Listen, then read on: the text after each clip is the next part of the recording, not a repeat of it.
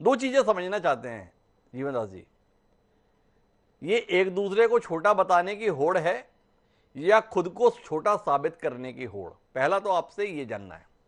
और दूसरा एक बात ये जाननी है कि बड़ा कौन है?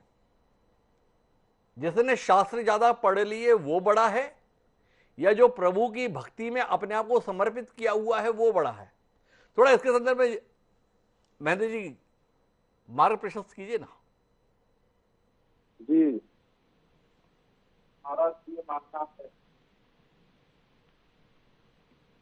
हमारा तो ये मानना है कि हमारे जगत गुरु धर्म चक्रवर्ती सम्राट पद्म विभूषित अनेकानेक विभूषणों से अलंकृत हैं और बहुत ही ज्ञानी हैं। अनेकानेक ग्रंथों की रचना की है और लगभग लगभग 18 घंटे वो धर्म अध्यात्म संस्कृति के लिए निरंतर देते रहते हैं। अंतर्राष्ट्रीय स्तर के उद्भट विद्वान हैं। और एक तरफ महाराज श्री जगत गुरु जी और एक तरफ प्रेमानंद जी, भक्ति के मार्ग में उनका कोई शामी नहीं है।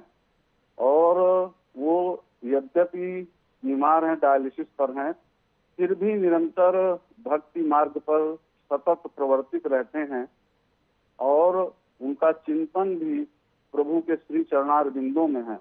लाखों करोड़ों की संख्या में उनके श्रद्धालु जनता जनार्दन शिष्यगण आदि हैं। तो ये दोनों सनातनी हैं, धर्म के प्रति अध्यात्म के प्रति निरंतर संलग्न रहने वाले हैं।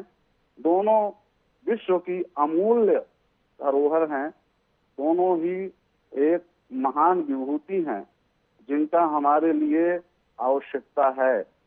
अब उसमें यदि किसी प्रकार से छिद्रान्वेषण किया जाता है तो मेरा तो ये मानना है कि कहीं न कहीं सनातन और धर्म को कहीं न कहीं से उसको नष्ट करने का प्रयास किया जा रहा है।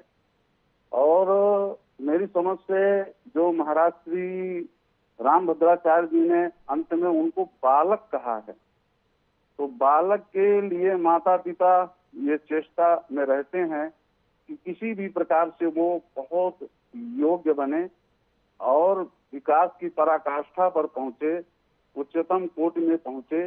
इसी दृष्टिकोण से उन्होंने कुछ कहा है शिष्यत्व भाव में